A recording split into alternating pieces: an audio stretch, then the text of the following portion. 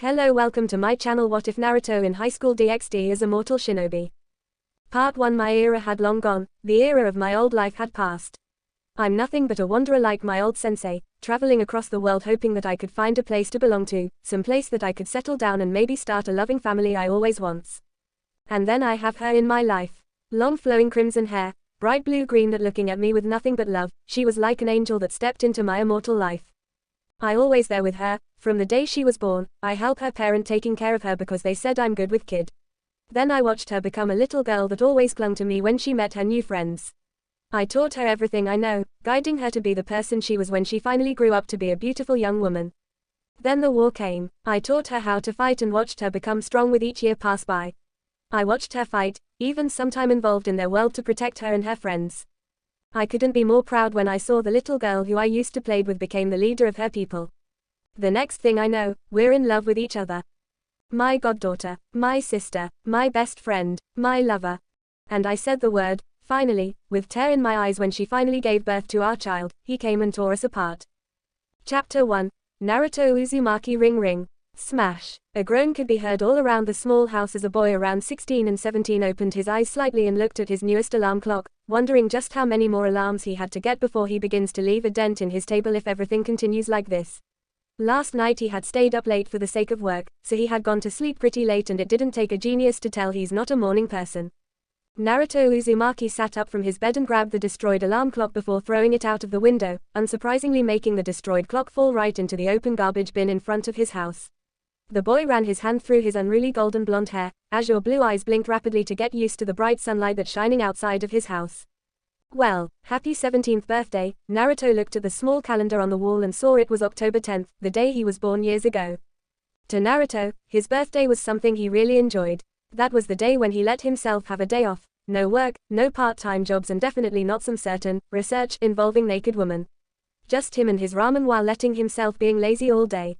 Stretching his body, the blonde stood up and muttered the last part of his speech again and headed out of his bedroom. Naruto took a walk around the street he was living on to enjoy the fresh air of the morning after finishing his breakfast.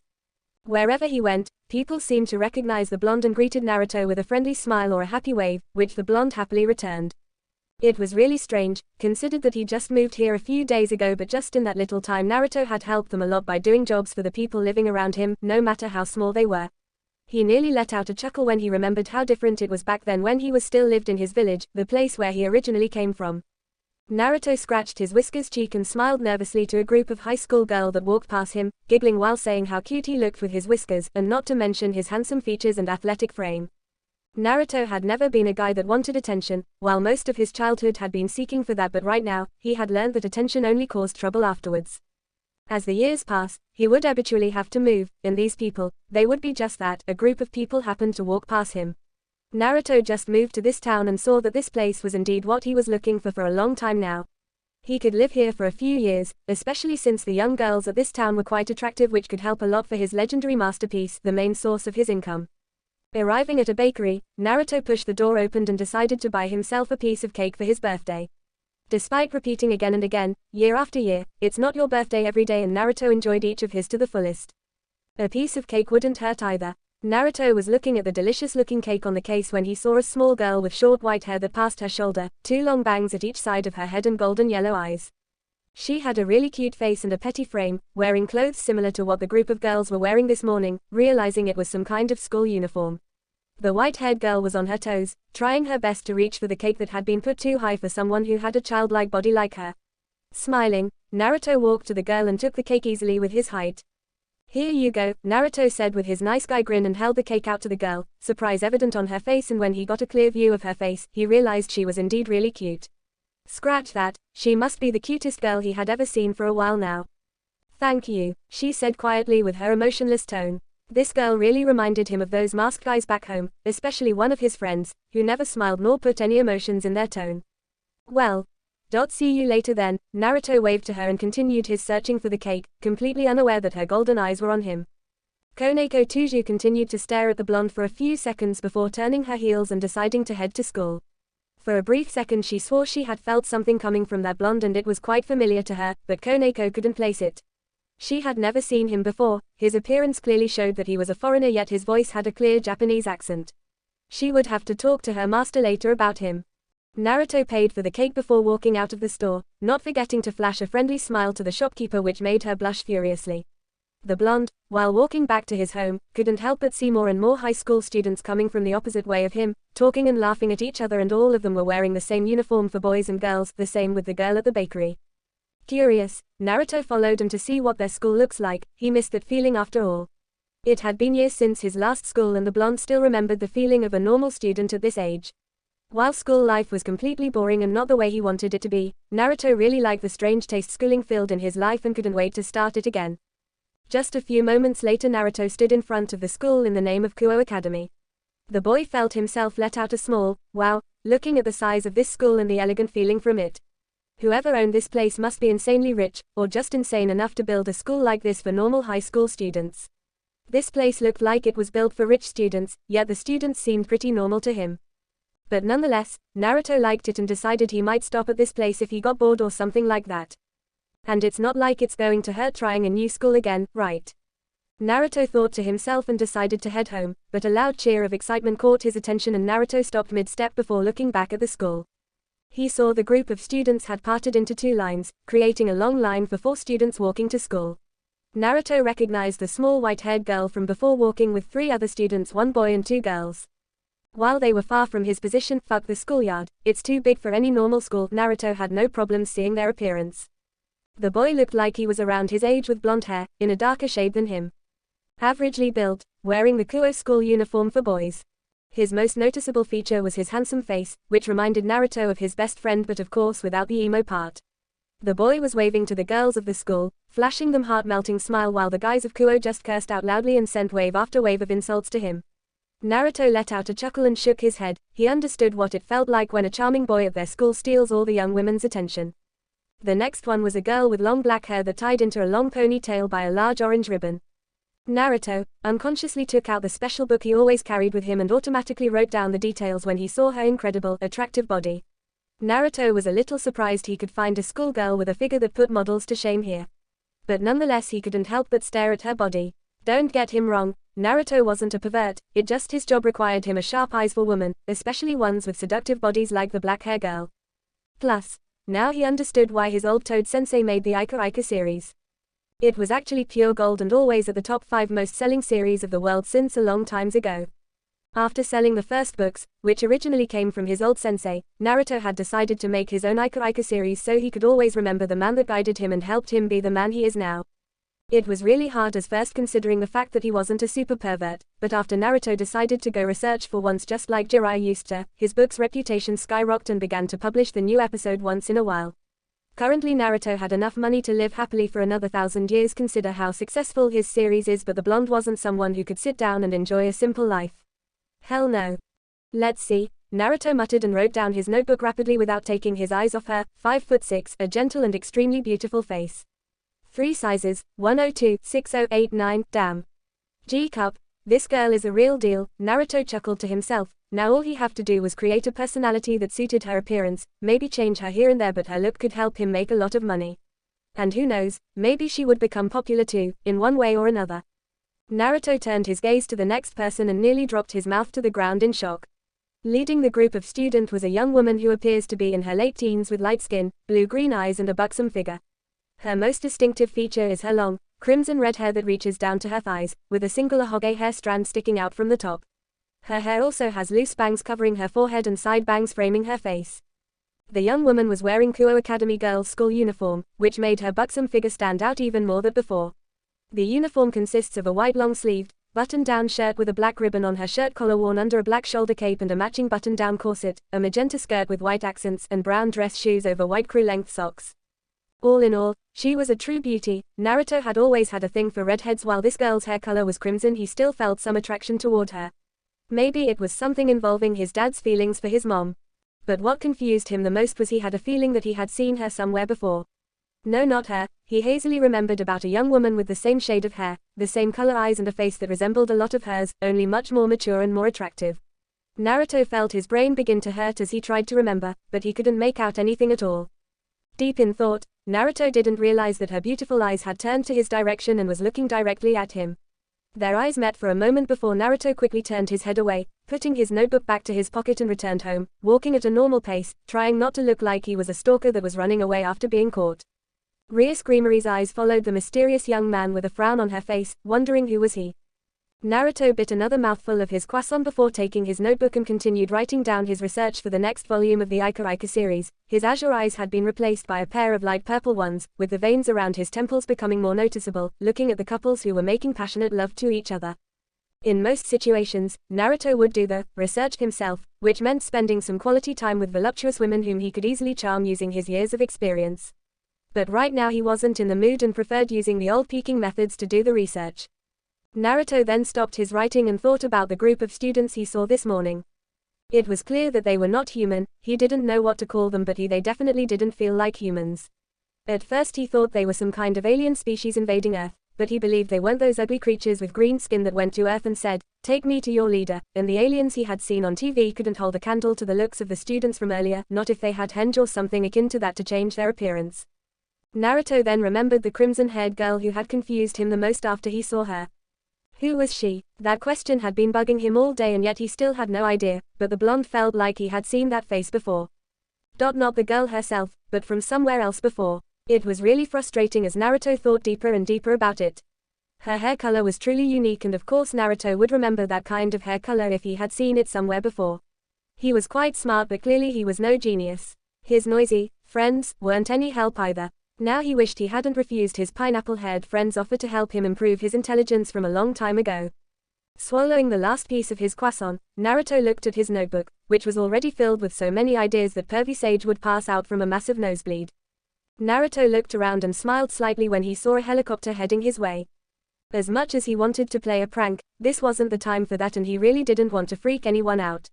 Deactivating his eyes, Naruto gently let himself fall from the top of the Eiffel Tower just before the light of the helicopter could catch him. The blonde closed his eyes as he enjoyed the gusts of wind that blew past his face. Just before becoming a splatter mark on the ground, Naruto snapped his eyes open and disappeared in a flash of yellow, leaving Paris silently. Rais Grimory frowned when she saw that mysterious boy walk past her school once again, seemingly in a hurry while carrying a small bag in his hand. The blonde had been on her mind lately, after seeing him looking at her with confusion in his eyes. Rais didn't know why, but she swore she had seen him somewhere before. With his whiskered cheeks and unique features, he would stand out a lot, and there were no way she could forget someone like that. Not only that, Koneko had told her about the strange feeling coming from him when she met the blonde at the bakery. While Rais felt absolutely nothing from him and knew that he was a normal human, she couldn't help but felt something off about the blonde. The way he carried himself seemed rather strange somehow, not to mention the way he observed his surroundings. He was truly an enigma. Rais turned to her black-haired queen and saw she was reading a familiar orange book while giggling perversely. She had to admit that the book was really good. While it was not her type of book, Rais could call herself a big fan of Ica series.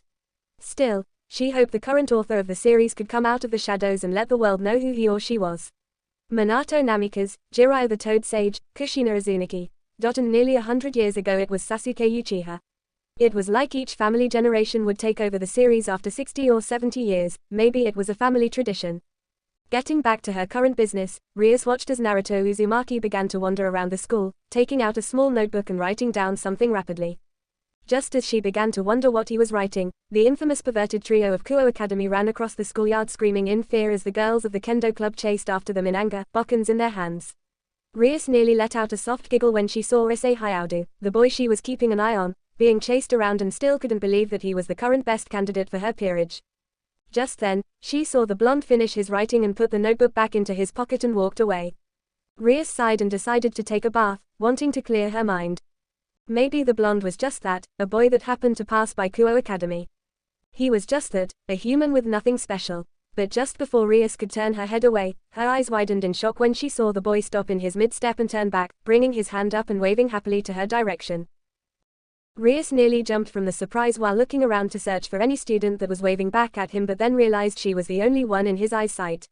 He was grinning brightly, making Ria's eyes widen even more. It was impossible for him to see her from where he was, no matter how good his eyes were. Unconsciously, Rais brought her hand up and waved slightly to him with shock evident on her face. She saw his grin widen even more before mouthing some words to her. She wasn't the best at reading lips, but it was clear to her that he said, "Naruto Uzumaki," before continuing to walk away.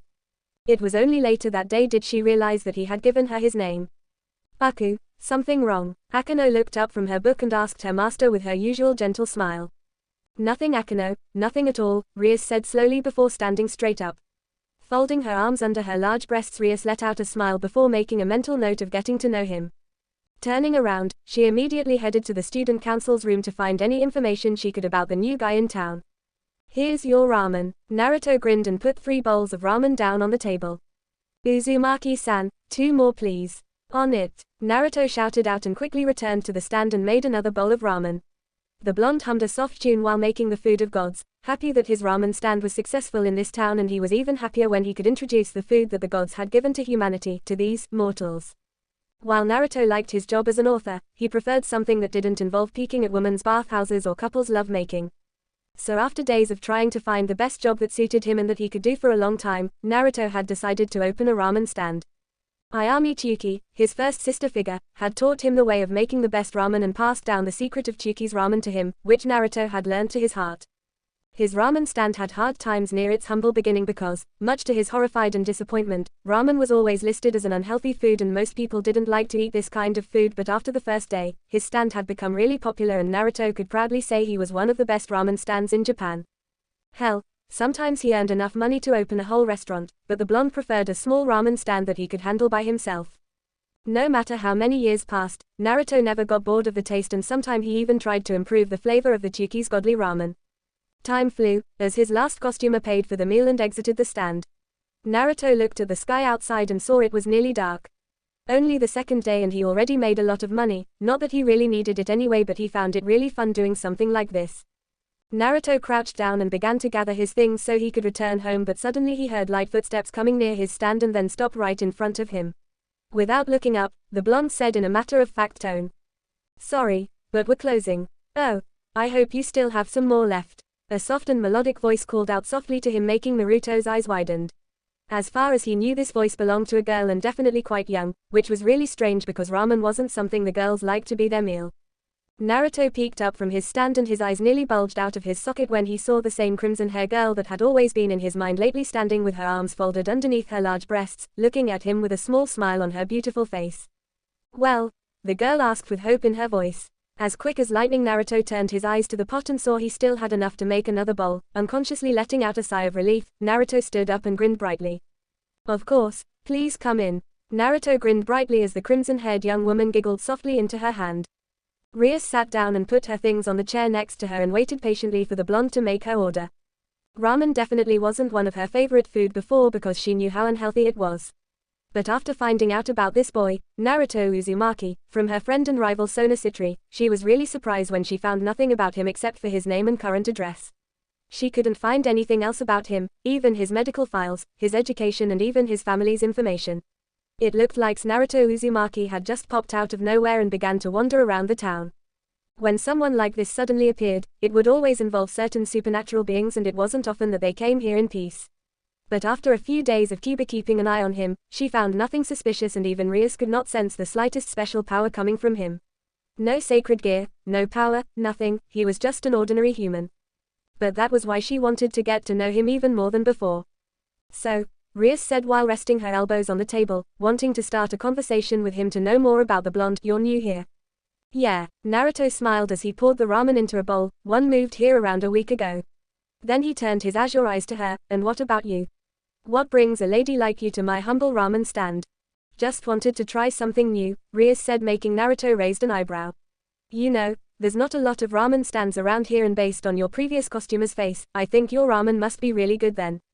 Here you go, you should try for yourself, Naruto said before putting a steaming bowl of ramen down to the table in front of Rias. He was lucky that he hadn't put out the fire yet and there were still enough materials to make one more bowl. Itadakimasu. Rias took a pair of chopsticks and spoon from Naruto before taking the first noodles from the bowl, slowly putting the food into her mouth. Rias could tell that the ramen was indeed really good. She had eaten ramen a few times before with her friends, but this ramen had a really unique taste to it. Wow, it's really good, Rias said happily after swallowing the noodles, making Naruto grin. Thanks, I'm Naruto Uzumaki by the way, of course you already know my name, Naruto said before sitting down on a chair behind the stand. Rias Gremory, nice to meet you. Rias bowed her head a little before continuing to eat her meal. Rais Gremory. Naruto repeated her name. What a strange name. Naruto said blankly, though he couldn't help but feel a little familiar with that surname. Says the guy with fish cake for a name. Rais said with her own smirk, making Naruto turn his head back to her in a blink of an eye. Hey, it's mean Maelstrom, damn it. Naruto groaned and slammed his head down on the table. This was the reason why he really hated Japanese. They always mistook his name for the ramen topping while his name also meant Maelstrom. He also cursed the pervy sage for telling a name like that to his father. Most of the time, people laugh at him because of the fact that his job as a ramen chef made his name fit perfectly. So Naruto-san, can you tell me why you have been wandering around Kuo Academy lately? Rais asked, sounding as normal as she could. She didn't want him to feel suspicious about her. I'm thinking about joining Kuo. It wasn't a lie, but it wasn't the truth either. Naruto had came to Kuo Academy nearly every day after hearing about the infamous pervert trio of the school, who could always give him some really good research and material for his books. But recently, Naruto had thought about joining the school so he could find out more about these three guys. They could help him make tons of money with the perverse behavior. And it's not like he didn't want to try schooling again either. You know, after I gather enough money, I think I will give Kuo a try. Why do you ask Gremory-chan? He knew that she had been watching him lately. Whenever he went to the school, he always saw her at the top room of the old building of the school, with her blue-green eyes fixated on him. Speaking of which, Naruto didn't know what she was, but it was clear that she wasn't human, because a normal human couldn't have such a high amount of spiritual energy coming from them. It was really different, yet like his energy chakra at the same time, only darker and more powerful. If she had came from his era, she would be around high Chunin level and mid-Junin level shinobi. Naruto found it hard to believe that supernatural beings like him, one way or another, still exist these days. But times had helped Naruto realize nothing was impossible. Well, my father is one of the founders of Kuo after all. Naruto nodded his head, unsurprised at the information. Of course, he had already saw that she was some super rich lady from the way she walked and the way she held herself and even her bag. Even her figure told that she was from a rich family. The two of them stayed silent for a moment before Rais started a new topic with him, already halfway done with her meal. So, you live alone, Naruto-san? Kind of. I lost my parents since I was a newborn baby. Naruto quickly added when he saw Rais opened her mouth, don't worry about it, they're in the better place now. Anyway, after that I start living on the street when I was around 2 years old, and then I was adopted by the leader of my village. I got accepted to a school with the help of my Gigi, making friends, fighting with my friends, and then, after everything was said and done, I grew up and started to travel a lot like my old sensei. Just wandering around the world, trying to find some place that I could belong to, and so, here I am.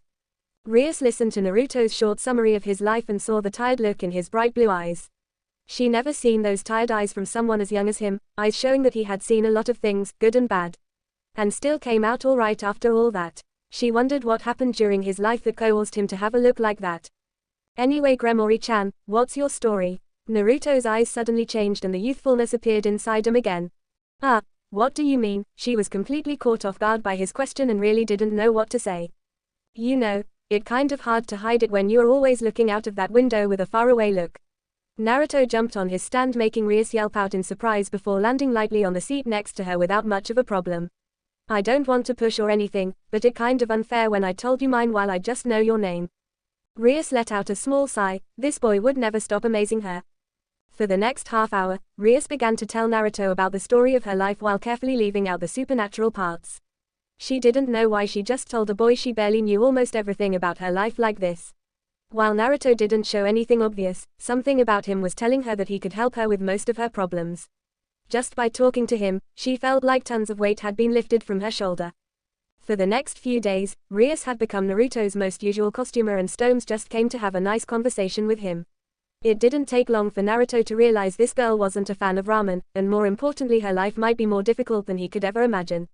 He had given advice to other people before and they always found his advice very useful to them, but right now he doubted that his usual advice would be good for Rais's situation, but he still wanted to help her. Also, Naruto really enjoyed her company. He sometimes told her some of his stories from traveling around the lands and made some good jokes, something he hadn't done in a while now. And did he mention that by just letting Rais enter his ramen stand, she would draw a lot of attention towards them and make his stand's reputation skyrocket. Naruto sat down behind his stand and bit his pencil, thinking about the new ideas for the next episode of Ika Ika. The deadline was coming near, but he hadn't gotten any new interesting ideas yet. Rais had been a distraction towards his other job lately and he had been slacking off with Ika Ika. Speaking of the crimson-haired girl, he hasn't seen her come in yesterday or today and thought that maybe she was busy with something. Naruto closed the book and looked at the watch on his wrist and saw that it was time to go home. Maybe tonight he could go out and do some personal research with some attractive women. That thought alone made Naruto giggle perversely. Bad Naruto, stop yourself. Mentally slapping himself, Naruto gathered his things and pushed the stand toward his home. He had become quite like his teacher lately and he was the last thing he wanted to become. Naruto continued to walk for another minute before a strong and pure feeling of a person's heart hit him. Naruto's eyes widened and turned his head to the side to locate the source of such purity and was surprised when some sort of white cloth hit his face. Naruto pulled the white cloth off his face and saw a girl running towards him, holding a large suitcase in her arms with her legs shaking a little due to the weight of it. She was a girl around 15 to 16 years of age with long blonde hair and green eyes. Her hair flowed all the way down her back, with split bangs over her forehead and a single strand sticking out from the top, sloping backwards. Her attire consisted of a dark teal nun outfit with light blue accents, a brown satchel slung around her hip, and brown boots with black straps in an X-shaped pattern. She also wore a silver cross necklace around her neck. "My veil," the girl cried out in Italian and stopped right in front of him, panting hard. "Here you go," Naruto smiled and said to her in perfect Italian. He gently took the veil and put it back on her head. It was really strange to him to see an Italian nun in Japan like this, and not only that, the girl was really cute and her face was very innocent as well. It had been a long time since he felt someone have a heart as pure as hers. "Next time watch out for the wind, okay? Thank you very much." She smiled innocently, making Naruto smile at the cuteness of her face and then adjusted the veil on her head. The wind blew a little, making her dress flip up slightly. Naruto let out a small chuckle at the irony of the situation and his speech. "Yeah, definitely watch out for the wind. So, are you traveling?" Naruto asked the girl with a frown on his face. "No, I've been appointed to the church in this city, but I got lost on my way." She scratched the back of her head while sticking out her tongue cutely. "You must be a resident of this town. It's a pleasure to meet you." She bowed her head to him and smiled softly. "I have been in trouble since I got here. I can't speak Japanese that well. I was lost and other people couldn't understand what I was saying." She held her hands together in front of her chest and looked really depressed. "I think I might know where the church is." Naruto folded his arms across his chest, trying to remember any churches that were located in town, but he couldn't think of any aside from the old, abandoned church he came across the first day he was here. There was something fishy here. "Why you do, thank you. This is all thanks to God." She smiled at Naruto with tears flowing from her eyes. But then both blondes turned their head to the park next to them and frowned slightly when they saw a boy sitting on the ground, crying, while holding his bleeding knee. "Hey." The nun went inside the park and went towards the boy, making Naruto's eyes follow her small figure with curiosity as she slowly approached the hurt boy. "Are you okay? Boys shouldn't cry with a minor injury like this." She patted the boy's head gently. It was obvious that the small boy didn't understand what she was saying. But the sister had a very kind expression on her face that made him stop crying and look at her. The sister put her hand where the boy was injured and then Naruto froze in shock at what he was seeing. If he was drinking water, then Naruto would have done a spit take when he saw a green orb of light appear on the sister's hand and placed on the boy's knee. In a blink of an eye, the wound slowly closed, leaving no scar or any trace indicating that a wound was ever there. There was no way the girl had a similar power to him, right? He knew that supernatural beings were still out here, especially after his meeting with Rais, who held some kind of strange power inside of her. While aware of their existence, Naruto had absolutely no interest in messing with them. He was just a wanderer who preferred a normal, peaceful life, and he knew that if he got involved in their business, he would only give himself a headache and trouble. But still, this girl just showed him something he had never seen before aside from his old teammate and the woman he considered his bar-chan, and even her assistant as well. No, Naruto thought to himself as he watched the girl smile gently to the now smiling boy, her power might even outmatch them. "I might need a drink tonight," Naruto thought as he massaged his temples. His sensei always said beautiful girls always bring trouble to you, and maybe he was right after all. The boy's mother was in shock. Naruto really couldn't blame her at all. Anyone who sees unimaginable things would have a similar reaction. "Here, your wounds are healed. The pain should be gone now." The sister patted the boy's head and looked at Naruto with the same innocent smile. "I'm sorry, but I had to." She laughed while sticking her tongue out. The boy's mother, who was shocked before, shook her head and then grabbed the boy's hand so they could leave quickly. "Thank you, Oni-chan." The boy smiled widely and waved happily to her. The nun just stood there in confusion but nonetheless waved back at him. This kind of behavior between humans always made Naruto feel really good, and it was nice to see there was still someone with so much caring in them. He said, "Thank you, Oni-chan." She smiled happily after Naruto translated for her. Anyway, that power. Yes, it's the power to heal. It's a wonderful power that God gave me. She looked down and sounded a bit sad, even though the girl was smiling. Something definitely happened to this young nun and he didn't like it. His instincts were screaming inside of his head about the situation. There was something definitely not right about this. But with a mental slap, Naruto pulled himself out of those thoughts. He probably shouldn't get too deep into it. The conversation between the two ended there, and they continued walking towards the church, with Naruto pushing his ramen stand with him. The nun followed closely behind him, with her luggage was being carried by Naruto. After a few minutes of walking, they reached the old church. Naruto looked at the windows and saw light inside the church, which meant that there were people inside. Naruto nodded his head rapidly at that, might turn as paranoid as those geezers back home if he continued to think negative and felt suspicion about everything. Yes, this is the place. I'm so glad. The nun gave a sigh of relief after having compared their location with the map she had. Then I'll be on my way. Naruto smiled to her and slowly pushed his stand back home. He really needed to get home soon. Please wait. The nun called out to him, making Naruto stop in the mid-step. Turning his head and glancing back to her, he saw that she was twiddling her thumbs in nervousness. I would like to make you some tea as a gratitude for taking me here. Ah. No, don't worry about it. I'm glad that I could help you. There's no need for that. Naruto said to her before she could finish her sentence. But she seemed a bit troubled. The nun probably wanted to make him some tea to show her gratitude, and as much as Naruto wanted to enjoy it with her, he had a schedule to follow and Rais had been enough of a distraction to him already. My name is Naruto Uzumaki. What's your name? He asked kindly to her. My name is Asia Argento. Please call me Asia. She smiled brightly. Then, Sister Asia, let's meet again. Yes, Uzumaki-san, I will definitely come and see you. Asia bowed her head down. Naruto left the place after waving his hands towards her, and he could tell that she watched him until he was out of her sight. Naruto understood that she was a good girl, but it was clear that he wouldn't meet her anytime soon. The life he was living wasn't something he wanted an innocent girl to be involved in, no matter how special she was. Little did he know that his fateful meeting with her would be the start of an upcoming headache for the blonde immortal shinobi that would last for a long time. Naruto sighed deeply as he ran his finger around the lip of the glass of wine in his hand. Sitting with his head propped up by his arm at a table of one of the most expensive and popular bars located in Las Vegas. Naruto really wanted to get drunk, but he understood that no matter how hard he tried, the alcohol that passed through his mouth and down his throat and into his gut was just like a small glass of water he drank every day. He could savor the feeling of the wine, but couldn't get drunk. At times like this, Naruto wanted nothing more than to find some way to kill himself without hurting the friends he got in his gut. He had tried suicide before, but none of the methods he used really had any effect on his immortal body. Living so long without any connections, no friends, nor family, and even trying to distance himself from people around him, it was truly a miracle he hadn't gone insane and destroyed the world just for the fun it could bring to his boring life. Naruto sighed and asked the bartender to refill his glass. The blonde knew he was drawing a lot of attention from the opposite sex in the bar, but none of them had the courage to come and talk with him because of him exuding an aura that just screamed, I don't want to talk, so fuck off. I will take the same at him, please. A gentle and feminine voice snapped Naruto out of his thoughts. He turned his head to the newcomer who just sat down next to him and nearly dropped his jaw from shock. The woman had bright silver hair that flowed down her back like a waterfall. She didn't wear any makeup, but her face was breathtakingly beautiful. Her clothes looked like they were made from an extremely fine silk. She was wearing a black shirt with yellow trims at each side, which hugged her body perfectly while parting aside at the lower part, exposing her midriff, made her look extremely sexy yet elegant at the same time. Around her neck and shoulder was a long, light green scarf made from light material, which reached all the way down to her hips. She was wearing an extra short skirt, splitting at the left side of her thigh, showing delicious creamy skin and her mile-long legs with sliver high heels that just tied the entire outfit together. Immediately Naruto knew this wasn't any ordinary woman. She was a high-class lady, and just the feeling of her aura was enough to tell him everything about her.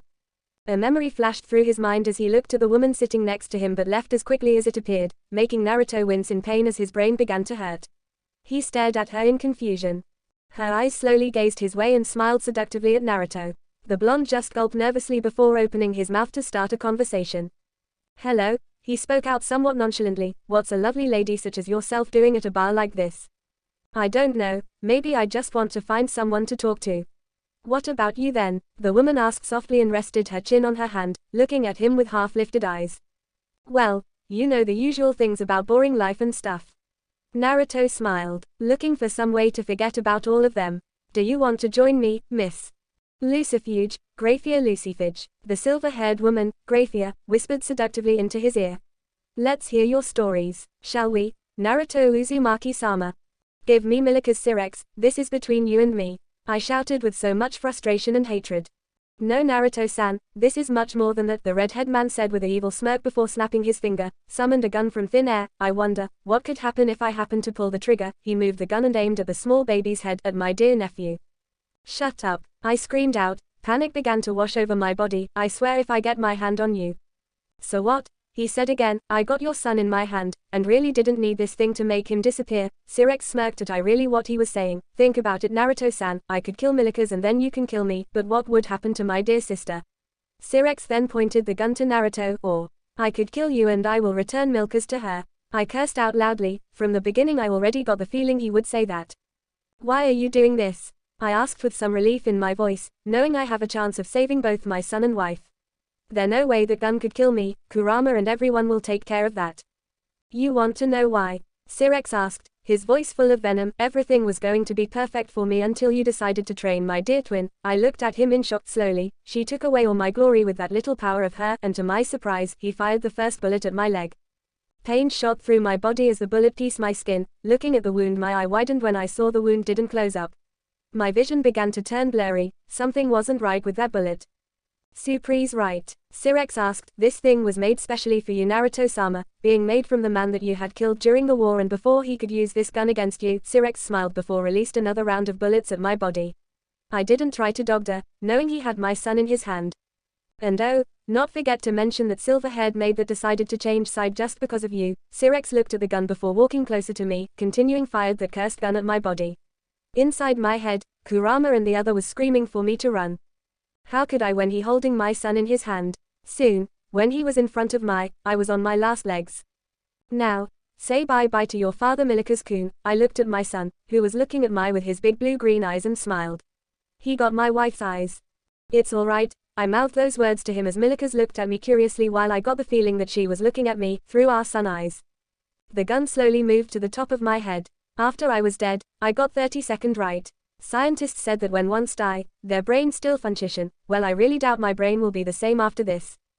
Just 30-second, and you will die Sirex. Bang. Naruto, normal speech. Naruto, normal thought. Rasengan, technique, sound, magic. Kurama, demon, monster, Bayu, normal speech. Kurama, demon, monster, Bayu, thought.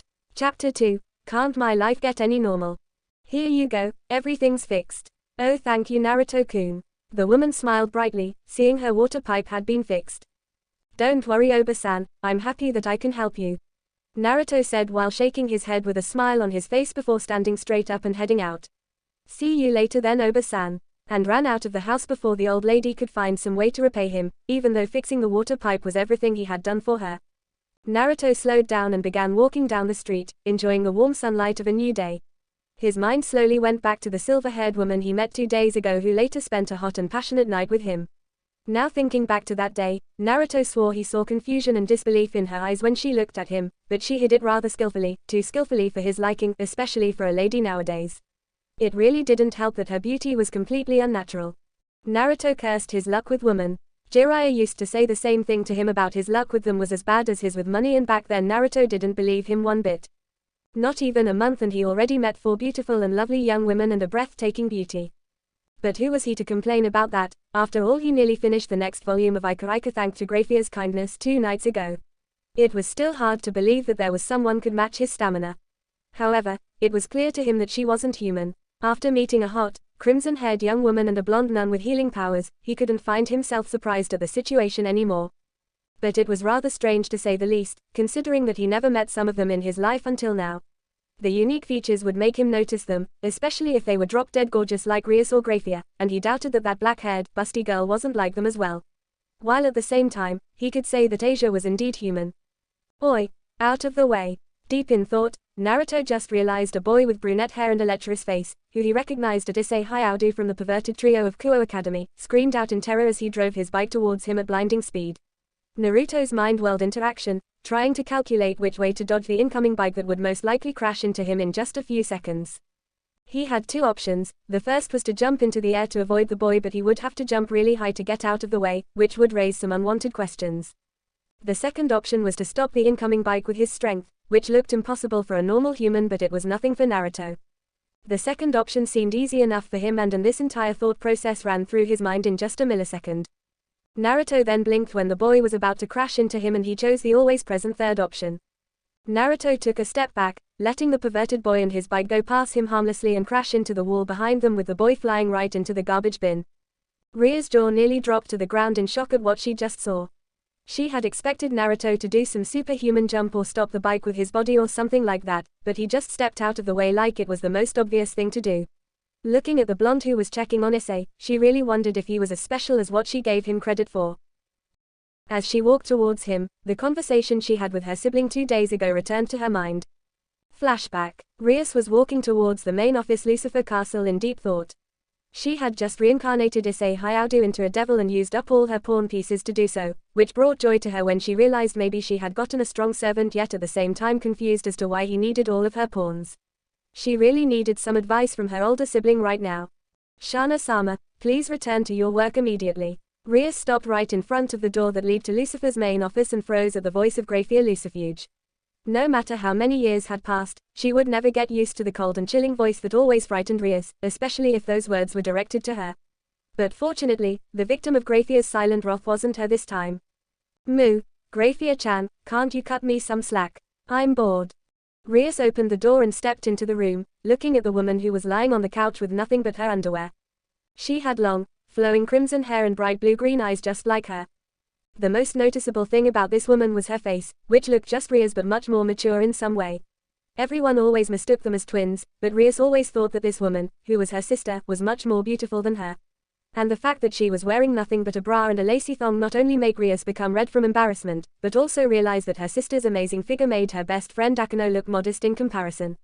Shana Lucifer, formerly Shana Gremory, turned her eyes slightly to her sister, and then in a blink of an eye, Rias found herself being hugged tightly and her face being sandwiched between two massive mounds. Rias-tan, Shana cried out in happiness, her sister complex going into overdrive at the sight of her beloved sister. I'm so glad you came to visit me. Get away from me, Oni-sama. Rias screamed out in anger as she tried to push her sister away from her but found it really hard because Shana's grip was too strong. Her hands, while trying to find her sister's shoulders to push her away, accidentally grabbed a handful of her sister's large breasts, making the older woman moan.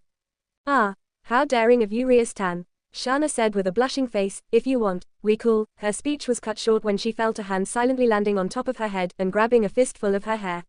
Shana gulped silently when she felt Grafia's cold, terrifying aura flare out behind her, and she slowly turned her head to the silver-haired woman, who was looking at her with murderous eyes. Mercy. No, with a calm yet deadly tone, Grafia sealed her mistress' fate. A few spankings later, I'm so sorry for Shana-sama's behavior, Rias-sama. Grafia bowed her head down and said with her usual monotone. Behind her, Shana was lying on the couch with her ass high in the air, red from the spanking Grafia had just given her. You're so mean, Grafia-chan. With tears in her eyes, Shana tried to sit up, but her ass cheeks were hurting like hell. Grafia never held back whenever she delivered punishment. Anyway, Oni-sama, I just reincarnated a boy as my newest servant. Rias snapped her fingers and a folder appeared out of thin air, landing on her sister's lap. His name is Issei Hayao and he was killed by a fallen angel. It took me all 8 of my pawns to bring him back. Shana nodded her head and looked at the folder in her hands. Except for the fact that he was killed by a fallen angel, he seemed pretty normal to her. But what troubled Shana the most was why had the fallen angels targeted the boy in the first place? Either he had some kind of powerful ability or a powerful sacred gear. She would need to have a word with Azazel after this for letting his people go running around his sister's territory. Okay, I will read it later for you, Rias-tan. Shana suddenly stood up, making her breasts jiggle, and walked to her desk, opened a folder and put the documents about Issei Hayao inside. Sighing, she took the robe from her chair and put it on. This was going to be a stressful night for her, not only because of the paperwork she needed to do but also because of a few incidents that occurred because of stray devil activity in the human world lately. And by the way, Oni-sama, before Rias left the room, her mind went back to a certain blonde-haired ramen chief that had become one of her friends recently. Do you know anyone by the name of Naruto Uzumaki? She knew it was stupid to ask questions since it was unlikely that her sister knew anyone by that name. But her eyes widened in shock from the reaction she was getting from Shana and, surprisingly enough, Grafia. Shana's eyes, which just a moment ago were mischievous and happy, became replaced with wide eyes of horror. Her perfect pair of lips opened and closed in shock as she looked like she wanted to say something, then her knees began to shake before Shana fell to her knees, much to Rias's shock, who immediately ran to her sister. Looking back at Graphia, she saw that the silver-haired maid wasn't faring any better than her sister. Oni-sama, Oni-sama. Rias called out for her sister in worried. Shana then turned her head slowly to her sister and muttered. No. Why, you're kidding me, right? Tell me you just heard that name from somewhere. Shana said, nearly screaming at her sister. I met him, Oni-sama. He said he just moved into town a few days ago and wanted to join Kuo Academy. Rias answered with her voice wavering a bit but nonetheless telling the truth to her sister. Never in a million years would she think her sister would be so different like this. Shana's eyes widened and gulped nervously. Naruto Uzumaki. Did he have blonde hair and whiskered cheeks? She asked with a hopeful tone, tears slowly forming at the corners of her eyes. Yes, Oni-sama. Rias nodded her head and Shana's eyes widened. Rias could see some hope slowly appearing in her sister's eyes. Rias, did he mention anything about me? In a blink of an eye, Shana was on her knees, grabbing her sister's shoulder while nearly crying out, please tell me. And no, Oni-sama, he didn't. He seemed very normal and I couldn't sense any special power from him, he's human. Rias said nervously, making her sister's eyes widen, and then she slumped back to the ground. I knew it, Shana muttered quietly to herself and wiped the tears out of her eyes. He really is gone. She said as tears began to roll down her face. Oni-sama, Rias began, don't worry Rias-tan, I'm fine. Shana wiped the tears away and looked at her sister, letting out a soft smile and kissed the top of her little sister's head and stood up, but her legs were still shaking slightly. Now if you'll excuse me, I got a job to do or else Graphia-chan will get angry at me. Seeing no room for rebuttal, Rias stood up and bowed her head down and said farewell to her sister and left. Walking past Graphia, she saw the older woman trying to recompose herself as she looked at her mistress, her face rather pale. Rias closed the door to the room behind her and saw that Graphia slowly made her way to the crimson-haired Maru. Pretending to walk away, Rias silently returned to the door and put her ear to the door, trying to catch anything from her sister and Graphia while trying to erase her presence as much as possible. Shana-sama, please listen to me, maybe that was him. Rias heard Graphia say with a hopeful tone, a kind of tone that Rias never heard from the silver-haired maid before. No, that person has been long gone now and we can't do anything about it, she heard her sister whisper to her maid, he's just someone with the same name, that's all. But, I saw everything with my own eyes. Shana-sama, he said he will. It was just a stupid promise. But Naruto-sama. Slap. Ria's eyes widened when she heard the sound of a slap and of someone falling onto their backside from behind the door. She couldn't believe that her sister just slapped her best friend, with enough force that made the strongest queen fall on her ass. Shut up, she heard her sister say in a cold and deadly tone, don't you dare say his name again, Graphia. Where were you when he fought for me and Milikas? Where were you when he tried to protect the underworld with his life while at the same time trying to take back Milikas? Where were you, huh? He's dead, you hear me? Naruto Uzumaki ISS deadened. Then she heard her sister break down crying. Rias just stood outside of the door, listening to her sister sobbing and crying. End flashback. After that, she tried every way she knew to dig into this matter without letting anyone know what she was doing. Even going as far as asking her parents about Naruto Uzumaki, but made sure she didn't let them become suspicious. To say she got the same reaction from her parents was an understatement. It was clear that her family knew about Naruto and he must be really close to them. She had tried to look into the history books of devils, anything she could get her hands on to find out who exactly was Naruto Uzumaki, but couldn't find anything at all. That was when she realized that all information about him had been wiped out of existence and the only ones who had enough power to do something like that was her sister, Shana Lucifer, who was the Crimson Maru and the leader of Devil Faction. She didn't know why she did that, but remembering the pain-filled cries of her sister, Rias knew something had happened in the past. She had found an old newspaper from nearly 11 years ago and found out that the hospital her sister stayed at when she gave birth to Milikas had been attacked and they were the only survivors that day. Rias shook her head rapidly to clear all the thoughts out of her mind because Naruto was nearing her. Looking right through her was something she knew Naruto was very good at. He can always tell if something was troubling her or not, and right now making her friend feel suspicious of her wasn't something she wanted to do. Ohio Naruto-kun, Rias called out to the blonde who was trying to help a half-conscious boy to his feet. Looking at his bruised head, she felt rather bad for asking Issei doing something like that. Issei, Ohio Gremori-chan. Naruto grinned brightly to her before casting his eyes to Issei, then to the crimson hair buxom young woman, you know the Gaki. Yeah, he is a member of my club. Rias nodded her head and looked at the boy worried. I hope he's alright. Well, in this condition he isn't waking up anytime soon. Naruto sighed, do you know where his house is? Of course Naruto-kun, we better take him home before his parents get worried. She said and walked to the fallen bike. Issei was going to need this if he wanted to do devil jobs again. The duo began to walk to Issei's house with said boy on Naruto's shoulder while Rais followed closely behind, walking Issei's bike. So, Gremory-chan, how was your day? Naruto asked the crimson-haired girl. Oh, you know, just the usual stuff. My sister tried to annoy me again. She sent a massive doll that looked exactly like her so I could always remember her when I go to sleep.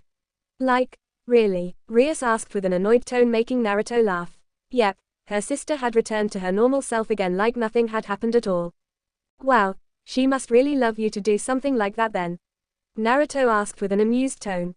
In a way, maybe. Rais huffed. She wasn't a little girl anymore and yet her sister still insisted on treating her like one. It was really annoying to say the least. What about you, Naruto-kun, how was your day? Rais turned her head to the blonde and asked him with curious eyes. Nothing interesting really. Naruto shook his head and a huge grin appeared on his face, but guess what, I'm going to join Kuo Academy next week, cool right? Really, Naruto-kun? Rais smiled brightly as Naruto nodded his head rapidly. I hope you will be sorted into the same class as I am, you're same age as me, right? Oh, I can't wait to introduce you to my friends, Naruto chuckled seeing Rias's happy face, she looked so beautiful like this. The two continued to talk with each other about random stuffs all the way to Issei's house and gave the boy to his parents. To say his parent was shocked when an extremely beautiful and attractive girl along with a handsome young man carried their pervert son to their home was an understatement. Naruto and Rais soon parted ways as the crimson-haired girl needed to meet up with her friends, but she didn't leave without promising to visit his ramen stand later. Feeling a little hungry, Naruto decided to head to the nearest food store that was in town to buy something to eat.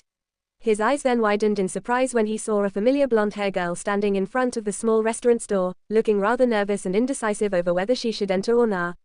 Oi, Asia-chan, Naruto called out to the girl and waved his arm widely to the younger blonde. Uzumaki-san, Asia said in surprise when Naruto stopped right in front of her with his hands in his jacket's pockets, then her face broke out into a beautiful and innocent smile.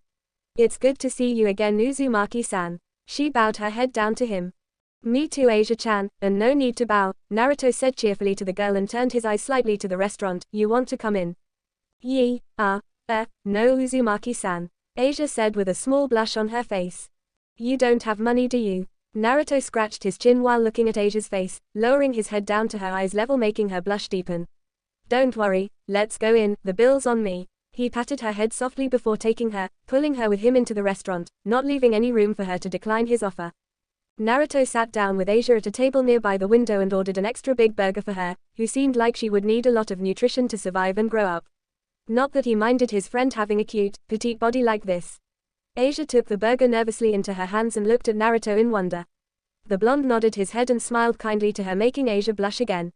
She brought the burger closer to her mouth and she took a small bite. So good, she moaned and began to chew. This is so delicious. Naruto chuckled at the girl's antics as she took another bite. Just wait till I introduce you to the wonder that is ramen. He thought. You sound like you haven't eaten burger before, Naruto said, raising an eyebrow as she stopped eating and looked at him. Well, at my old church we only eat bread and soups, Asia said. I sometimes eat pasta and vegetables too. Really, what are they thinking anyway? Feeding a growing girl something like that? Naruto muttered the last part. He had encountered a few priests and nuns before in his life while traveling in Italy and they weren't always in his good book like Asia. The blonde took his food, which was pizza, and began to eat while looking out of the window. Both blondes didn't talk much after that as they silently enjoyed their foods while Asia was looking at Naruto with curiosity in her eyes. She didn't understand why he was so good to her, but the short amount of time they spent together allowed Asia to tell that he was indeed a good person and had a good heart. In fact, Naruto was the only one who had showed kindness to her since that happened. Finished with his pizza, the blonde looked at Asia to see she just finished with the burger too. He then ordered a drink for both of them and Naruto looked at Asia, whose eyes were looking at the giant roller coaster in the distance. Smiling at the girl, he silently brought his hand in front of her face and snapped his fingers, knocking her out of her trance. Yes, Uzumaki-san. Asia turned her head to him but was met with a poke to her forehead. Oi, what's that for? She asked while holding her forehead, tears forming at the corner of her eyes. Naruto's poke was really strong. It felt like, if he wanted to, he could poke a hole through her forehead. First, enough with that, Uzumaki-san, nonsense because it's making me sound like an old man. Please call me something different. Naruto mentally congratulated himself because oh how ironic his statement was. Second, do you want to go that amusement park? No Azu, ouchie. Asia winced when Naruto poked her forehead again and glared playfully at her. Naruto ni-sama, but she was caught off guard when Naruto caught her wrist and pulled her up. Let's go Asia-chan, I guess you never went to one of those before, right? Naruto asked with a grin. To say the least, he felt kind of good having a cute-looking girl like her calling him ni-sama. Wait, Naruto ni-sama, Asia called out, but Naruto's grip on her wrist was too strong for her to break out from, but it didn't hurt at all. The blondes quickly ran out of the shop, leaving behind a good amount of money to the waitress without looking at the bill, and headed to the amusement park. Running while laughing, Naruto slowly made his way to the amusement parks with Asia right behind him, making sure he didn't run too fast so Asia could follow him. They arrived at their destination shortly after, and Naruto bought 2 tickets for both him and Asia and entered the park. Both blondes went to shop after shop in the park, played game after game, and Naruto had bought a lot of gifts for Asia. The nun had never had so much fun before in her life. While she had found happiness in using her power to cure others and help them as best as she could, it was nothing in comparison to her time with Naruto right now. What is it, Naruto ni-sama? Asia, holding a big stick of cotton candy in her hand, asked the blonde next to her when she saw him looking around. I need to go to the toilet, Naruto said while scratching the back of his head, laughing nervously while Asia just looked at him. Telling the younger blonde that he'd be back, Naruto quickly drifted off to relieve himself. Asia relaxed into the bench near her and began to eat the cotton candy Naruto had bought her. She patiently waited for Naruto to return. A sad expression slowly made its way to her face as she remembered what happened a few days ago. Asia looked at the cotton candy and felt a little warmer inside of her chest. She always had everyone love because she was the holy maiden, whose power could cure any wound and always held a strong and innocent heart. However, this was the first time anyone had given her any kindness without asking anything in return, even though they had just met for a few times and barely knew each other. Asia wondered how Naruto would react when he found out about her. Before she could go further into her thought, Asia realized she was looking at the brightest blue eyes she had ever seen in her life. Hello Asia-chan, are you in there? Asia's cheeks suddenly turned a deep shade of red as she realized Naruto had returned and how close their faces were. Nah, Naruto ni-sama, Asia spluttered, trying to lean further back, but she couldn't because her back was already pressed to the back of the bench. You have been spacing out for a whole minute Asia-chan, sorry for making you wait for so long. Naruto chuckled while scratching the back of his head. Anyways, let's get going Asia-chan, there are still a lot of fun things left to do. Without waiting for Asia, he quickly grabbed her wrist and pulled her to the nearest game station while the blonde nun was smiling softly at Naruto. But she couldn't help but find something a little different with the older blonde after he returned. We played a lot today. Naruto sighed happily and sat down on a bench at the near park, smiling with Asia sitting next to him. Truth be told, it was really rare he could spend so much time having like this. It wasn't every day he had the company of a young, cute-looking girl like Asia. Why yes, I'm a bit tired, Asia nodded her head tiredly, getting a laugh from Naruto. They had spent all day playing, eating and playing again. Of course, Naruto didn't have any problem with paying all the bills. Asia, after the third set of games, had started to understand that she couldn't argue with Naruto once he had made up his mind and decided to just go along with Naruto's plans. It's already evening and both blondes had decided to rest for a little before Naruto would escort her back to the church. Letting a small girl walk alone in a foreign town to her would be really dangerous and un-Naruto-like. It wasn't like he had anything to do for the rest day either. Naruto had fun seeing Asia's reaction when they went to the game centers and other shops. The girl had definitely never seen him in her life. He was also very glad that he could give her so much happiness. Naruto rarely dated any young woman like Asia during his times traveling around the world, but it looked like he hadn't lost his touch yet. Naruto looked at the young blonde and decided to break the silence between them. I hope you had a good time Asia-chan, Naruto said softly to her. Yes Naruto ni-sama, I had a great time thanks to you. She smiled beautifully at him before letting out a small sigh. Naruto turned his head to look at her with curiosity. With the amount of time he had spent with Asia, it was really strange to see a sad expression on her face. Then, to Naruto's shock, a single teardrop fell from her eyes and slowly, more tears started flowing from her eyes. She then put her hands to cover her face and started to cry.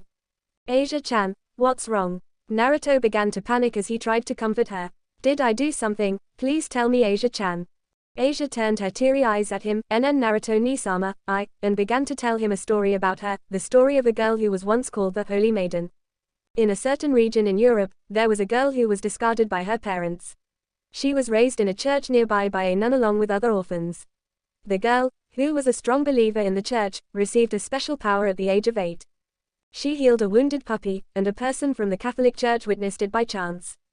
From there on, her life changed. The girl was taken to the main Catholic church, and she was symbolized by many as the Holy Maiden because of her healing power. She used her power to heal many believers, and they were told it was a power of divine protection. Rumors brought rumors, and she was respected as a Holy Maiden. Even without her approval, she had no dissatisfaction for how she was treated. People from the church were kind, and she didn't hate healing people. She instead was happy that her power was of use. The girl was thankful for her power, which was bestowed to her by God. But she was a bit lonely. She didn't have any friends she could open up to. Everyone treated her nicely and was nice to her, but there were no one willing to become her friend. She understood why. She knew that they were looking at her power as something irregular. They didn't look at her as a human but as a creature that could heal humans. But one day, it changed. By coincidence, there was a devil nearby and she healed it. Devil. Naruto's eyes snapped wide open. He didn't understand it. Asia just said to him that she had healed a devil, and if she healed one devil, then there could more out there. There might be a whole world of supernatural beings that he didn't know about. And that was the part that made him wary. There were only two things he didn't know about, and it was clear that he had found out something to add into that list. Naruto then cleared his mind and continued to listen to her story. A wounded devil, the girl couldn't ignore it. She thought that even if it was a devil, she had to heal him. It was her kindness that made her take such an action, but that changed her life forever. One of the people from the church saw that incident and notified others of the church. The ministers of the church were shocked about it. A power that can heal devils. Something absurd like that cannot happen. The power of healing can only heal the followers of God. Yes, there were several people who had the power to heal. But the power to heal devils was out of the question. The people of the church thought it was common sense that the power of healing wouldn't work on fallen angels and devils. Apparently, a similar incident had happened in the past. The power to heal fallen angels and devils that was not protected by God but that was feared as the power of a witch. So the people saw her as a heretic. Damn witch that heals devils. The girl who was respected as a Holy Maiden was then feared as a witch, and the Catholic Church abandoned her. She didn't have anywhere to go, and the organization of stray exorcists picked her up.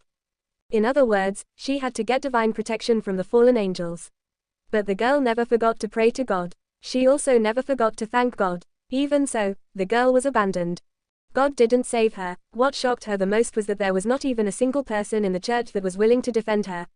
There was no one who cared about her now. It's because I didn't pray enough. It's because I'm clumsy. I'm so stupid that I can't even eat a burger by myself. Asia said, wiping her tears while laughing.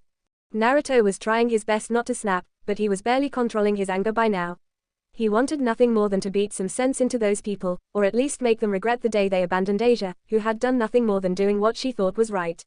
He didn't know what to say to her. He was always more of a man of action than a man of words.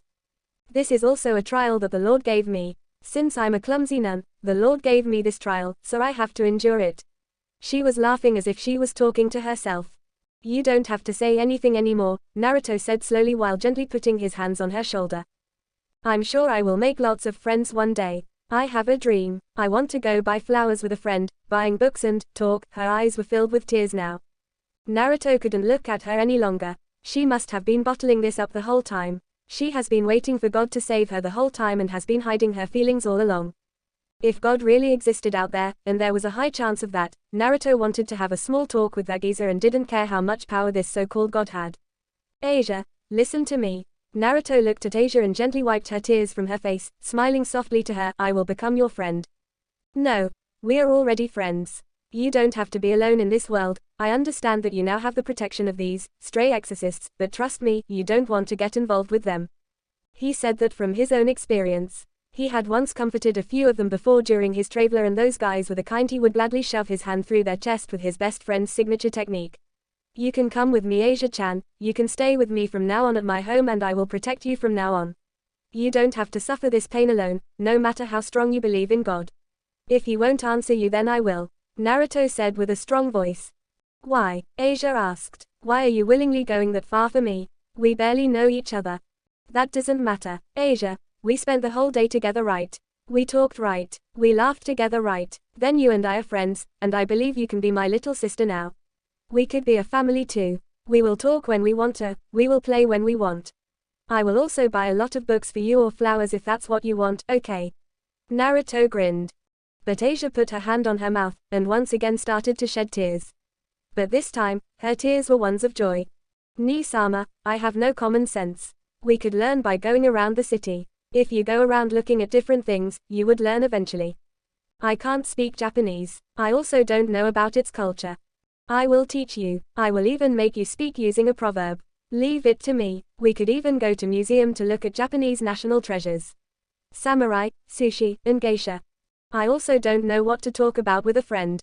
You had talked to me normally for a whole day. That was fine. We were already talking like friends. Naruto smiled, or siblings if you asked me. Will you become my friend? Yeah, so let's get along from now on, Asia see. But before he could finish that sentence, Asia suddenly swung her arms around his neck and hugged him tightly, burying her face into his chest and kept saying the words, "Thank you," over and over again. Naruto just let out a small smile and wrapped his arms around her as well, trying his best to comfort her. What a heartwarming scene. A gentle and feminine voice snapped both of them out of their moment. Naruto turned his eyes to the source of the voice. His expression didn't change the slightest, but he had to admit he was rather surprised to see that the one in front of them was a girl, a young and very attractive young woman at that. Wearing a short black dress with a small, light purple jacket on top, she looked rather cute. Rainier-sama, Asia turned her eyes to the young black-haired woman and said with a surprised tone. Well, I see that you have found a rather fine-looking man for yourself, Asia-chan. Rainier licked her lips seductively. And hello to you too, Rainier-san. Naruto nodded his head, his voice remaining calm. I take it that she is a friend of yours, Asia-chan. Asia nodded her head and quickly snuggled closer into his chest like she was trying to hide from the black-haired girl. Naruto shifted his eyes to Asia and then back at Rainier. And I take it that she doesn't like you. That girl, Asia, is our personal belonging. Can I have her back?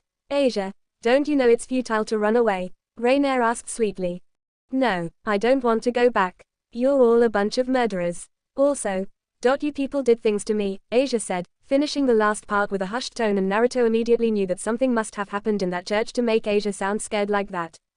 Please don't say that, Asia-chan. Your sacred gear is essential for our plan, so please come back with me. I also took the time to look for you. Don't cause me any more trouble than you already have. Rainier said and began to take a few steps forward but stopped when she saw Naruto stand up from the bench and gently push Asia behind him. Sorry lady, but Asia-chan doesn't want to come with you, Naruto said smirking, so can I ask you to leave peacefully? Shut it, human. Someone like you doesn't know anything should bow down and lick my feet every time you see me. Rainier snarled with her own smirk. Now Naruto could see that her face didn't look that cute, so, I think I should give you the honor of seeing my true form. And then, to his surprise, Rainier's clothes began to change. In a flash of light, the cute-looking, high school girl that stood in front of him had grew taller, taking on a more mature appearance, and her eyes changed, taking on a darker, more sinister look. Her clothing also changed dramatically, now consisting of black, leather straps going over and under her breasts, a thong-like piece held around her hips by 3 thin straps, gloves that run right up her arms with small lengths of chains hanging from them, shoulder guard-like objects on her shoulders with 3 large spikes sprouting from her right shoulder, and black, thigh-high heel boots. A pair of black wings shot out from her back, making Naruto's eyes widened. Behold human, this is my true form. Rainier shouted dramatically with a deeper voice than before. I see that the look of surprise on your face is because of seeing a being more superior than you. No, Naruto said while having a blank look on his face while he sized her up. Are you into bondage or something? Rainier had the urge to facepalm. This human clearly didn't know anything about the supernatural world, and yet the first thing he asked her was if she was into bondage. Shut up. I find these clothes to be comfortable. Rainier cried out as light began to gather around her opened palm before a spear-like object appeared in her hand. It had taken the color of dark pink and was radiating a large amount of power. Now, I hate to say this but, please die. As quick as lightning, Rainier threw the spear and aimed it directly at Naruto's heart. His eyes widened in surprise and only had enough time to push Asia, who cried out in shock, out of the way before jumping to avoid the spear. But before he could do anything, another light spear flew at him and impaled Naruto through his chest and pinned him to the tree behind them. The young nun looked at Naruto in shock when the spear impaled him. Tears slowly fell from her eyes once again as she realized what just happened. Naruto's eyes turned widened in shock. His blood began to boil as he looked towards the ground, hands clenching into fists so tightly that blood started to leak out. The light spear had stabbed him through his chest and through his heart, and it was making his body hurt like hell. Darkness slowly took over his vision as Naruto began to close his eyes. Now please, come here Asia-chan, let's return. Asia wiped her eyes and walked closer to the fallen angel, Rainier, with shaky legs. Her only friend had just been killed, all because she became friends with him. Just because of her, her friend had to die. Tears streaming down her face, she begged God to do anything to save her blonde friend, even though she knew it was too late now. Then, Her eyes turned wide when she felt a hand pat her head gently. "I will say it once again," a familiar voice rang out softly, making Asia's look up and she gasped in surprise, "Tears doesn't suit you, Asia-chan." Rainier felt her jaw drop to the ground in shock. Her eyes glanced rapidly from the dead blonde impale to the tree to the one, who had just appeared in a flash of yellow, standing with his hand on Asia's head, grinning smugly. She didn't feel anything other than a small burst of strange energy coming from that yellow flash, but it was clear that the man in front of her was the same one as the dead man pinned to the tree. What's happening? Rainier couldn't conceal her shock anymore as she pointed shakily to the perfect replica of the dead man. "Are you his twin or something? How can you appear so suddenly like that?" "That, Rainier-chan, is a shadow clone." Naruto pointed to his clone behind him when it disappeared in a puff of smoke.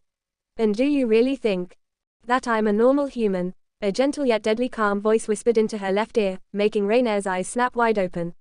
She didn't have any time to react as someone grabbed both of her wings and stomped their foot into her back, roughly pushing her to the ground while holding both of her wings. The fallen angels cried out in pain as her face hit the ground hard. Surprised, Rainier turned her head slightly to look behind her and found herself speechless due to seeing yet another replica of the man she thought she killed. How?" she stuttered out. The Naruto that was protecting Asia walked closer to her with said nun following closely behind him, looking as confused as the fallen angel that just a moment ago was ready to take her away. "You think I did not notice that someone had been following Asia-chan from the beginning?" Naruto asked. "All I have to do is give Asia some crazy excuse to fool you into thinking that I didn't notice you. Something like, I need to go to the toilet." Asia and Rainier's eyes both widened in shock as they remembered what Naruto had said when they were in the amusement park. "While you kept your eyes on Asia-chan, and I'm grateful that you let her play with me for the whole day, I just need find some place to create a couple of clones, then have one follow you and one to follow and play with Asia-chan, while I gave them direct orders from the shadows." He then turned his eyes to Asia. "Don't worry, Asia-chan, they're direct copies of me, so we basically hanged out together all day in one way or another." The young nun just nodded her head in understanding, just glad that Naruto was alright. "Now, what should I do with you?" Naruto asked while looking at the fallen angel, who gulped nervously seeing the evil grin on Naruto's face. Naruto sighed to himself when he closed the door behind him, leaving a tied-up Rainier on the floor of the room. If she was really into bondage that much, then why not play her game as well? Having just learnt about the whole world of supernatural things and the three factions was extremely stressful to him. He didn't understand why, after at least thousands and thousands of years of living, he didn't know anything about their existence. All three fractions had a massive society within, and they had their own worlds, their own laws, and their own way of life. Yet he didn't know anything about them. Rainier had spilled everything after the first few threatening words had come out from him, which the blonde had learned directly from the snake mistress of Konoha herself. The real issue now was to take care of the rest of the fallen angels and stray exorcists at the abandoned church in this town. As long as they were still here, Asia's and the rest of the town's citizens' safety would be in danger. Furthermore, he was keeping Rainier as some kind of hostage. If they cared enough about their comrade, Naruto was certain they would come to save Rainier and take Asia by force soon. The blonde stopped to check the other spare room he had in his home and opened the door just a little, peered inside, and saw Asia sleeping peacefully on the bed. He closed the door quietly and tried to walk away as quietly as possible. The young nun already had a very tiring day and Naruto didn't want to wake her up. Because from now on, Asia would be living with him. This decision was a very difficult choice for Naruto. He understood that with his immortality, he would live forever. Asia would be just like anyone he cared about, she would die when her time comes, and he would be the one being hurt afterward. In just a few days and he had grown very attached to Asia, seeing her as his little sister, someone he wanted to protect. 100 years is a very long time for a human, but for Naruto, it's just a single second during his forever life. But he had promised Asia that he would protect her and take her into his arms, and he wasn't someone who backed down from his promises. With that thought in mind, Naruto walked to his room and opened his wardrobe. After looking for a few seconds, the blonde pulled out a small orange scroll, something that he hadn't touched for a long time. He had something to do tonight and he would make sure he did it properly. "Ready everyone?" Rais turned back to look at her peerage, who nodded at her confidently and readied themselves for their mission tonight. Issei returned to the club room with a pale face, saying that he had faced a stray exorcist that killed his client just because he had made a connection with her servant. Rais couldn't ignore these transgressions any longer.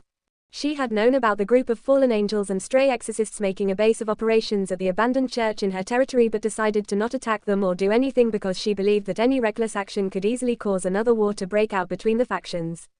But after hearing that a stray exorcist had threatened and hurt one of her servants, she had reported it back to her Onisama, and after a long conversation with Azazel, the leader of Grigori, and Michael, the head of heaven, she had the green light to deal with them any way she wanted to. Everyone teleported in front of the abandoned church and immediately they noticed something was wrong.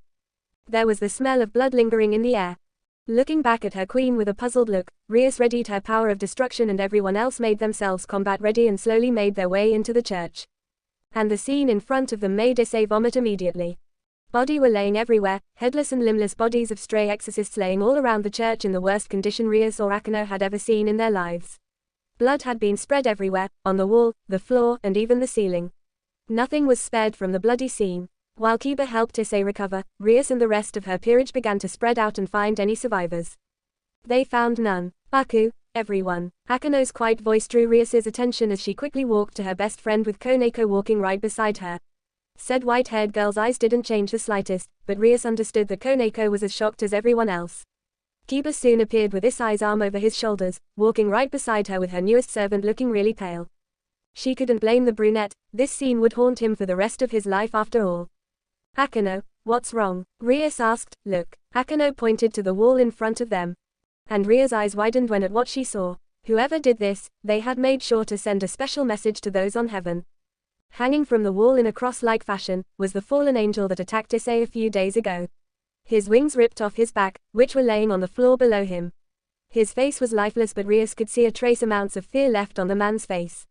The redhead focused her eyes on the things that were impaling his wrists, keeping him suspended in the air. They were two kunais.